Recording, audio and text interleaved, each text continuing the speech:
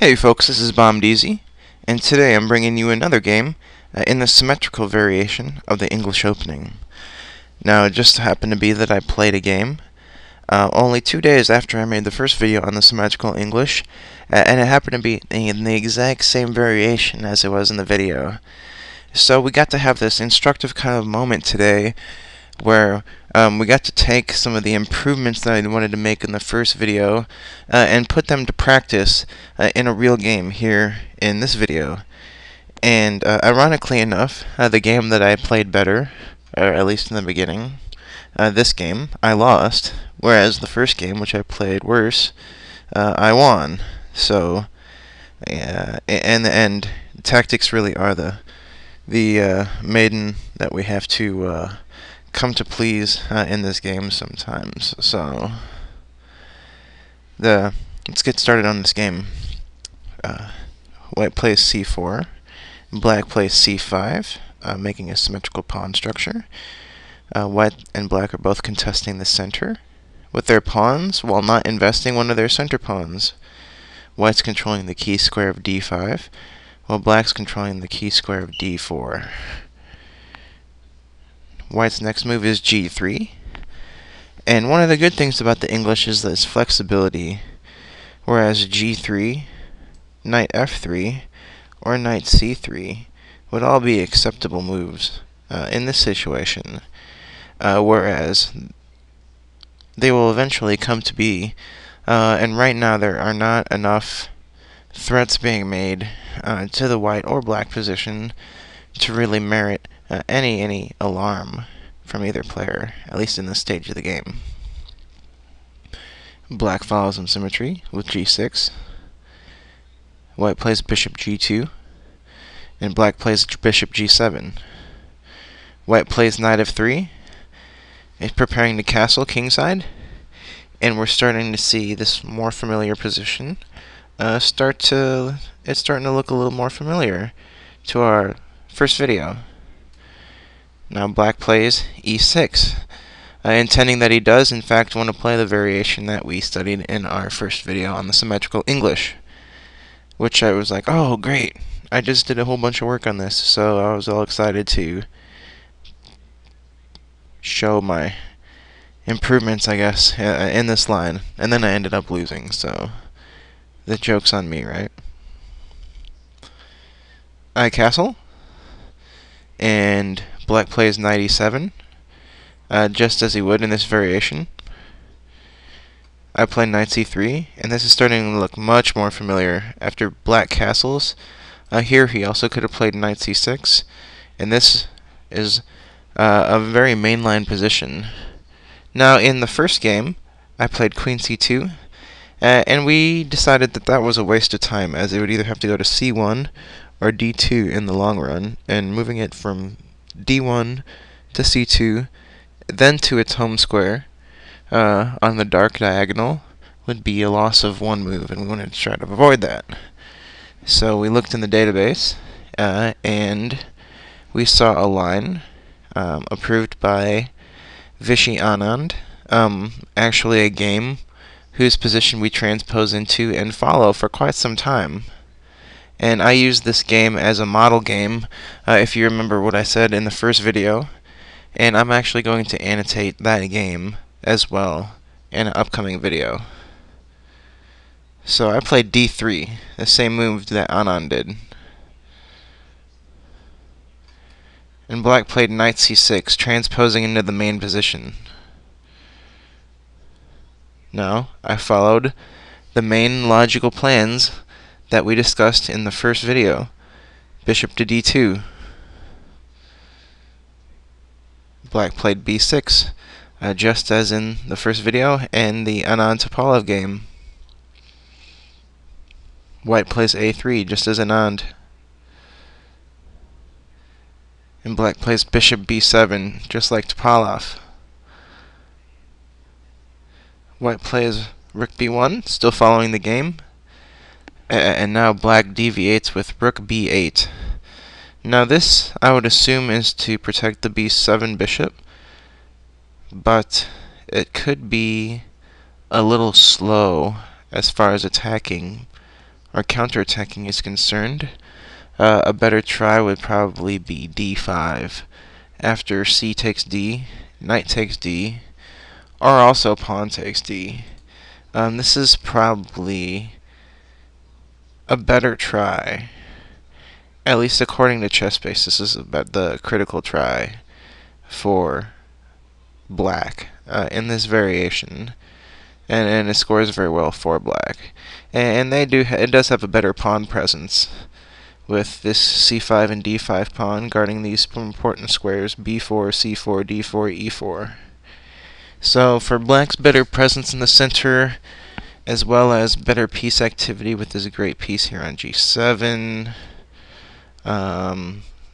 This, well, it's not ideally open. It could very well be in the soon. Still well placed. With no pawn weaknesses. But I guess white really doesn't have pawn weaknesses either, as long as this e2 pawn doesn't become weak or backwards. So it's a very unclear position after this, but it's something that deserves more study if you're really interested in this line. But that wasn't played. Rook b8 was played in the game. And I didn't know what to do, and I came up with a pretty bad answer to Rook b8. But for a good reason. Knight a2. And kind of by face value, it's helping advance this b4 push. But why so much help with this push? Why can we not just push this right now?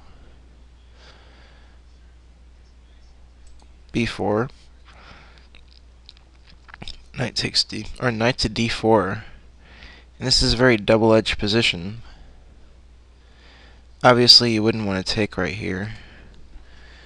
That just wouldn't be good, because then black will have given up his c5 pawn, which had control in the center and d4, for black's pawn on a3, with the b4 pawn seemingly unmoved.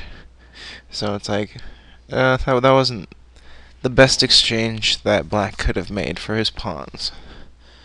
So that's why he didn't want to play that. But after knight d4, this is an interesting try. B takes c, bishop takes f3, pawn takes f3. Obviously, if the bishop would have took, the knight would have took, and we still would have had this same doubled pawn, so white just wanted to do it right away. See, b takes c, queen a4, eyeing this weak a7 pawn, queen e7, or queen to c7, excuse me, guarding. Pawn to f4, opening up the line on the bishop. And f4, even though these two pawns are doubled, f4 is controlling e5, and that's an advantage for white. So the double pawns might not be so bad in this situation.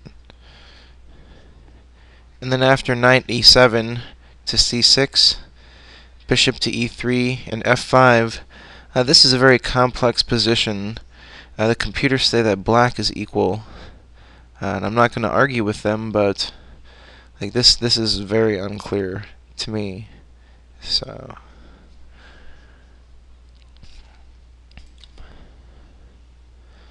instead of knight a2, b4, and that's our lesson for today. It's okay that we make bad moves in games, because what's going to happen is we're going to go see, one, why is it bad, and two, what's better alternatives.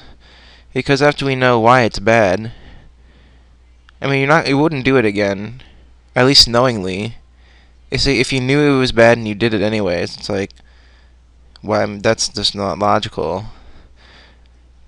And if we don't spend time going over our games, maybe we won't take enough time to really see, okay, this was done for this reason on a face value, but yeah, if we look at it a little bit deeper, like I said earlier, it's what we really put in to the position is what we get out of it. So anyways, after knight a2, black struck in the center with d5. Good. C takes d. Now also possible here was just b3, just shoring stuff up. C takes d. Knight d. Knight c3, threatening to take off that knight on d5. Oops. Black didn't want to trade, so he moved back to e7. And knight moved back to a2, kind of threatening this same idea of pawn to b4. So, once again, another question mark for the same move. So, we made the same move twice over the board in one game, but we took both of those mistakes and we made something constructive happen to him. So I know that that's a slow plan, and we could just go play b4 anyways. Okay. Now here, black played knight e5, and black missed a strong opportunity to play knight d4. And this is a real cramp on the position.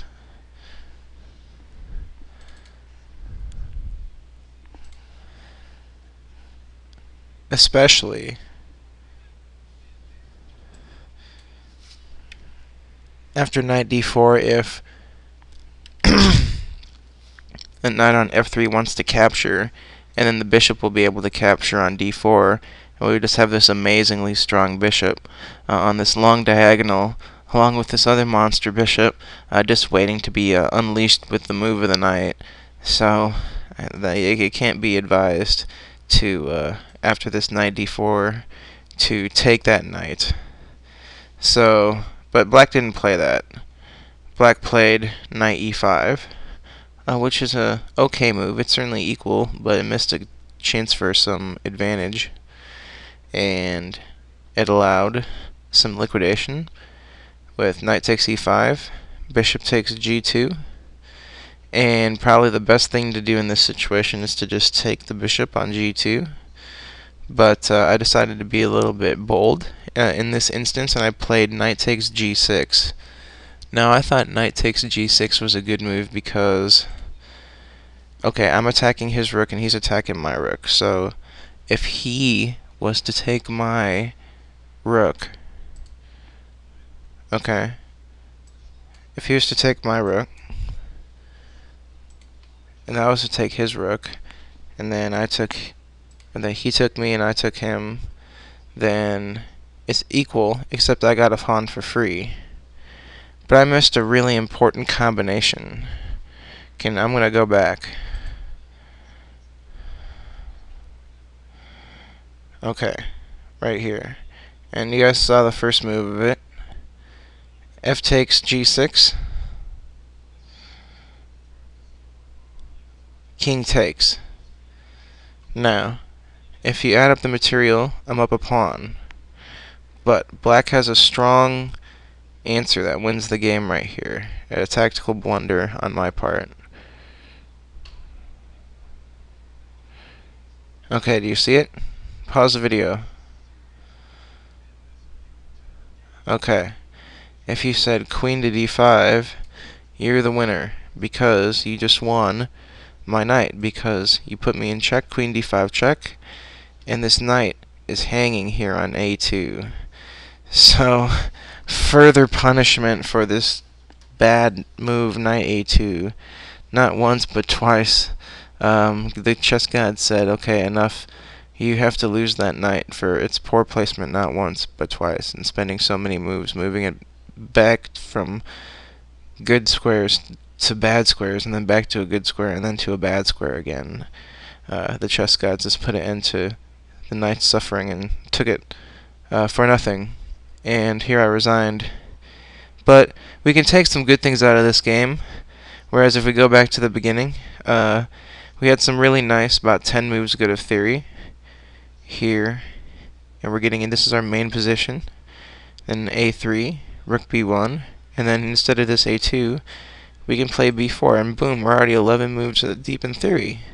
So that's pretty cool. And next video, we're going to look at the Anand Topalov match.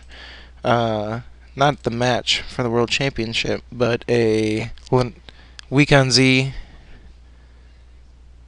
or no, Amber Rapid match.